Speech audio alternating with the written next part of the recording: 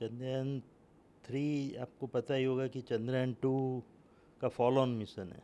उसके बाद का चंद्रयान 2 में हम सफल नहीं हो पाए थे सॉफ्ट लैंडिंग करते हुए, तो इसलिए ये चंद्रयान 3 की परिकल्पना की गई थी। तो चंद्रयान 3 में इसरो के लगभग सभी केंद्रों का योगदान रहा है, और खासकर उसमें अहमदाबाद में जो अंतरिक्ष उपयोग केंद्र है, स्पेस एप्लीकेशन सेंटर, जो कि सैटेलाइट एरिया में है, उसका मेन कैंपस, तो उसने भी काफ़ी योगदान इसमें दिया है। तो जैसा कि आपको पता होगा, इसरो के अलग अलग केंद्रों की अपनी अलग अलग विशेषता हैं स्पेस प्रोग्राम के लिए। तो उसमें अहमदाबाद केंद्र हमारा प्रसिद्ध है सैटेलाइट के जो सेंसर्स और पेलोड है वो देने के लिए, और उसका निर्माण करने के लिए, और उसकी जो उपयोग है एप्लीकेशन से। तो ये पर्टिकुलर मिशन, जैसा कि आपको पता है, चंद्र के ऊपर, चंद्र की सतह पे जाके वहाँ पे सॉफ्ट लैंडिंग करना है, सॉफ्ट एंड सेफ लैंडिंग।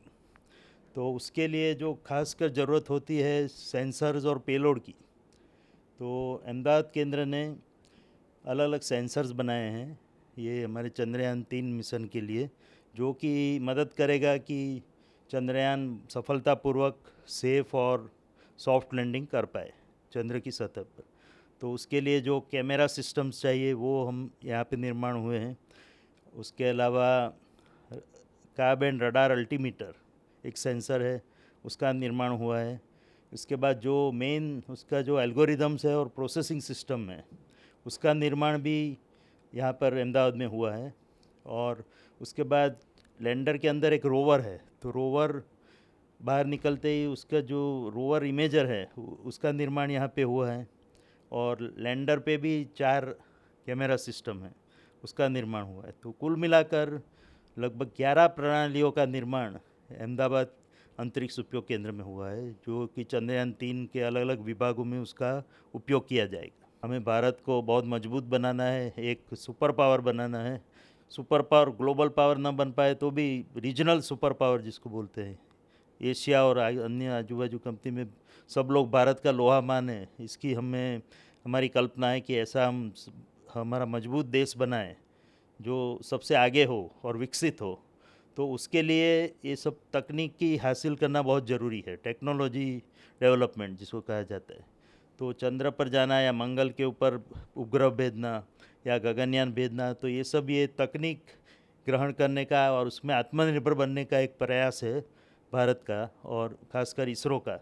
तो उससे कोई डायरेक्ट बेनिफिट जो बोलते हैं वो तो शायद न मिले, और कई लोग उसका हम चर्चा करते रहते हैं कि उससे हमको डायरेक्ट बेनिफिट या सीधा फ़ायदा क्या होगा। सीधा फ़ायदा इस तरह से होगा कि हमको ये तकनीक हासिल होगी जिसके कारण हम दुनिया में कुछ भी टेक्नोलॉजिकल चीज़ें हैं उसको हासिल कर पाए। एक तो वो है, उसमें आत्मनिर्भर बनने की बात है। और दूसरा, जैसा कि आप सब ने देखा होगा कि पहला चंद्रयान लॉन्च करने के बाद या मंगलयान का लॉन्च करने के बाद देश में ओवरऑल जो वैज्ञानिक टेम्परामेंट है वो बहुत बड़ा था। छोटे से छोटा बच्चा भी, और या तो छोटा सा नागरिक भी यह जानना चाहता था कि चंद्र क्या है, मंगल क्या है, और उसके बारे में जानना चाहता था, हमारे स्पेस मिशन के बारे में। तो ये सब देखते हुए साइंटिफिक टेम्परामेंट बढ़ने का देश का और देश के लोगों का, जिसके कारण लोग गलत बातों का शिकार न बने और सही चीज़ें माने, और जो गलत फहमियाँ हैं उनकी दूर हो, तो उसके लिए भी इस प्रकार के साइंटिफिक मिशन का काफ़ी योगदान रहेगा। और उसमें ये चंद्रयान 3 जो सॉफ्ट लैंडिंग होगी, उसके कारण जैसा कि मैंने बताया तकनीक तो हम हासिल करेंगे ही, उसके साथ साथ लोगों की जो उत्सुकता है अन्य ग्रहों के बारे में जानने की और साइंस के बारे में जानने की, वो भी बढ़ेगी। ऐसे देखें तो चंद्रयान 3, जैसे मैंने बताया, चंद्रयान 2 का फॉलो ऑन मिशन ही है।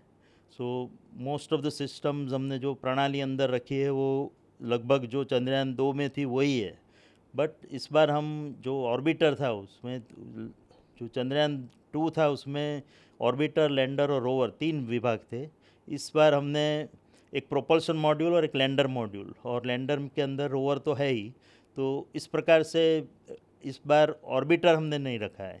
प्रोपल्सन मॉड्यूल लैंडर को चंद्र की सतह तक ले जाएगा, उसके बाद वो थोड़े समय तक अवकाश में घूमता रहेगा चंद्र के आजू बाजू। तो उस समय वो थोड़ा ऑर्बिटर जैसा काम करेगा, बट ऐसे देखा जाए तो ऑर्बिटर एक फुल फ्लेज ऑर्बिटर मिशन इस बार नहीं है। हमारा मुख्य उद्देश्य है कि कैसे हम चंद्र पे सावधानी पूर्वक वहाँ पे उतर जाए और सेफली लैंड कर पाए हमारे लैंडर को। तो इस तरह से ओवरऑल जो हमारा गोल है वो सिमिलर है, सेम ही है जो पहले था, खाली ऑर्बिटर इस बार नहीं है। और जो प्रणालियाँ है, जो पिछले समय हमको लैंडिंग करने में सफलता नहीं मिली थी, तो उसको देखते हुए हमने उसमें काफ़ी सुधार किए हैं और लगभग 21 सिस्टमों में, 21 प्रणालियों में कुछ न कुछ हमने बदलाव किया है, जिसके कारण वो और अच्छी बने और रोबस्ट बने और इस बार हम सेफली और बहुत ही सफलता से चंद्र पे लैंड कर पाए।